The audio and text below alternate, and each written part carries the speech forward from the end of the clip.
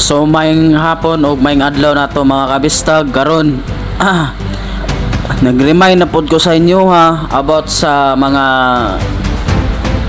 malabot nga eleksyon karong Mayo 12, 2025. Usa siya kini ka midterm election. Nag-remind ko ninyo sa ato ang PDP laban nga ato yung paningkamutan nga sila mo'y ma-straight vote nato gid sila kay para si Vice President Sara Duterte nga di gyud siya ma-impeach, no. Mao ra gyud na among gihangyo gyud kay si Tatay Digong is wala naman gyud, wala to naman gyud di man sa kauban-uban sa mga campaign sa sunod mga adlaw, sa sunod mga semana, sunod mga bulan. Kaming mga vlogger, kami na naman ning kamot kay ang usa ka duha ka network man siguro to nga gi-suspended ni Mita.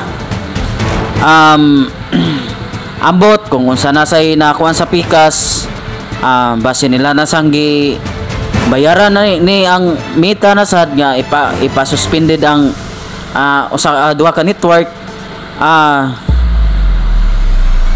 Ang network nga primero gyud nga ipa-suspended ang SMNI o ang DCR man siguro to ang ikaduha.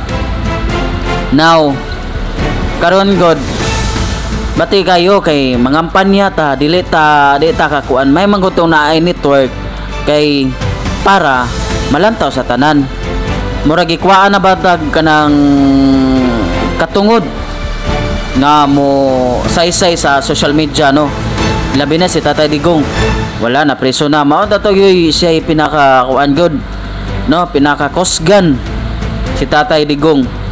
Bisag ingon ato ra si Tatay Digong makuan ba nato ba nga ang mga tao manha gyud sa man taron kay ang campaign na ni nato is wala naman gyud si Tatay Digong kuan man. So maningkamot nanta iawag na ko sa tanan nga kaning akong pagsaba-saba diri sa social media about lang ni sa election sa umaabot nga midterm, no. Karon remind lang kinahanglan di ta magpadala sa uban sa pikas, di ta magpadala ang atong una-unaon si Inday Sara, si Vice President Sara Duterte. Og sa katong nag-suspended sa duha ka station nga network, no, duha ka network. So may na lang inyuha paron nga administrasyon.